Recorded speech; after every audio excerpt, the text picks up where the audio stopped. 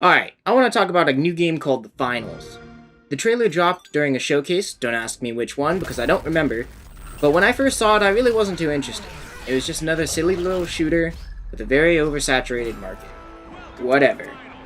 At this point, I had just played the Modern Warfare 3 2023 open beta, and I'm very jaded towards anything that's shooter related. Fast forward in time, the open beta for the Finals releases.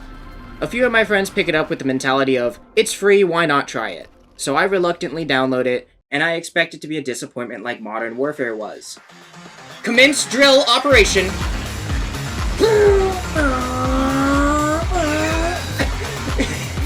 Oh, what's up, bro? Oh, it's so close!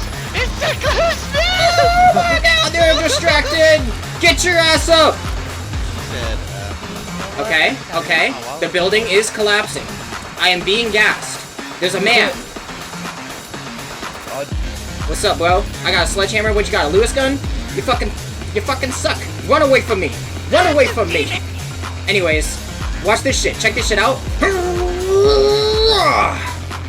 Come here, bitch. They call me the Terminator. I'm the greatest sledgehammer man. Holy fuck! Oh my god! There's so much shit happening.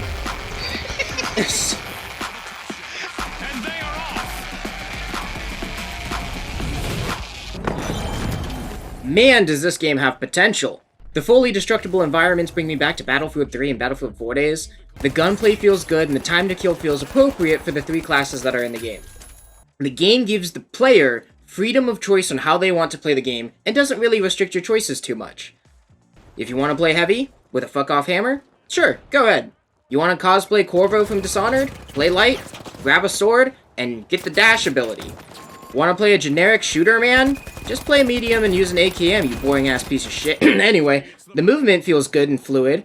Vaulting and mantling isn't frustrating. The destructible environments aren't really going to lock you into a corner or, like, squish you into areas that you're not supposed to be in. The physics engine doesn't break when you get, like, crushed by something, or, like, a wall collapses and doesn't just fling you off the map to your death, or, like, ping you up into space.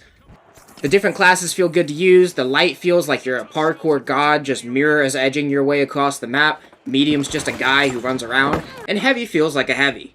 You know, slow and can barely jump. The jump pads aren't buggy, and the grappling hook feels a little basic, but it works. The sound design and the atmosphere works perfectly with how this game plays. The people exploding into money, the arcade sound effects, the announcers and the crowd reacting to what you're doing, the respawn being a smooth transition, it's all so it's just incredibly thoughtful and so well put together that it blew me away. Thinking back to the Call of Duty beta, I got really disappointed and sad when I heard the exact same voice line from Modern Warfare 2 where the guy gets shot and he just goes, ugh, took a round! Like, you can't tell if it wasn't for the map, this could be MW2 for all you know. I'm getting sidetracked. This is a rant for a different day. Let's get back to the actual game that's good. The map design feels fine. There are some points where if a team gets dug in, it's a pain in the butt to get into. But with everything being destructible, you can usually find some creative ways to get into where they don't expect you to come from. For example, if they're on the third floor of a building, just bring the floor down and drop everyone plus the vault up there down to you on the first floor. The maps don't feel too large, but when you're wiping over and over on repeat, it can get a little annoying running back to the action, but there's got to be some punishment for team wiping, right? The spawns aren't going to spawn you on top of a man, and since there's no dedicated spawn area, it's really hard to get spawn camped. The resurrect mechanic is basic, but it works well for what the game is designed to do, and the delayed heals feel fine, since, you know, the delay is extremely long. The game mode that I played the most in the open beta is the Quick Cache 3v3v3 Vault mode. It consists of a circular map where there are 2 out of 4 open deposit boxes and a vault that spawns somewhere in the middle. The 3 teams have to fight over the vault, then escort that vault to a deposit box, defend the deposit box until it deposits their money. Simple in concept, but it does have a lot of depth to it. And this is where most people tend to get turned off because the concept itself really isn't hard to comprehend, but there is that hidden depth to it to where, like, you could spend all that time winning the vault, then you escort it to the deposit box just to have your team wipe at the very last moment, and then they steal the deposit from you and you don't get any reward for it. I can get how that's frustrating. This game heavily rewards team play and creativity, and that brings us to the class system. There are 3 different classes: light, medium, and heavy. The light has the lowest HP pool, but is the fastest. The closest thing that I can compare it to is the Scout from TF2 or a Tracer from Overwatch. They excel at fast hit and runs, flanks, or just transporting items in general. Mediums are the bread and butter generic man with a gun, like Soldier 76 from Overwatch or just a guy from Call of Duty. They have a decent health pool, they have good AR style guns. However, they gave the mediums the ability to heal other people with the medigun that's similar to like the medic from TF2 or Mercy from Overwatch.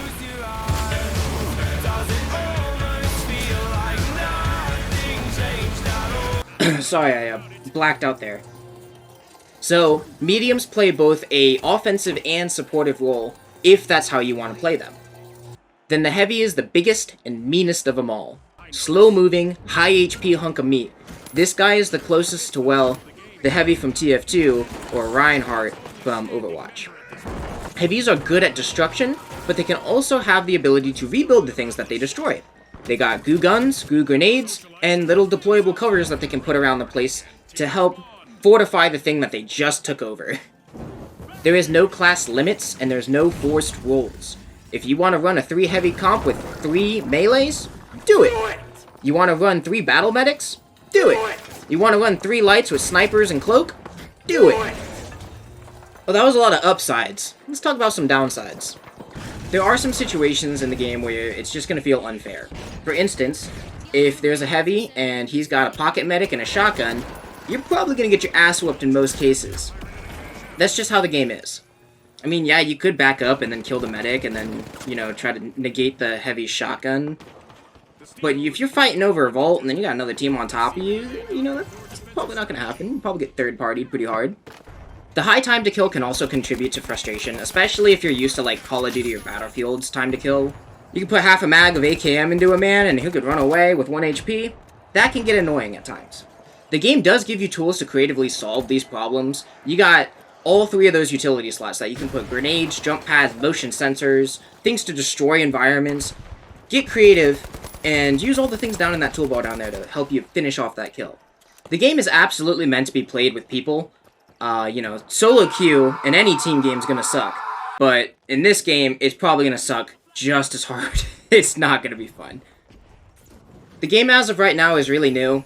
The meta is still getting discovered, and fun strategies that might work now may get, you know, absolutely destroyed future on as the meta starts to develop.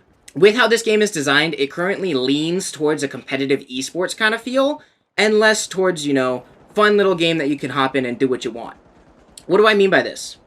For instance, games like Overwatch, as they developed, introduced things like role queue and balancing towards competitive games, which made the game less fun for, you know, just a casual guy to hop on and, you know, if I want to play fair, I'm going to play fair kind of a thing. Yeah, I'm the casual demographic. Hi, that's me.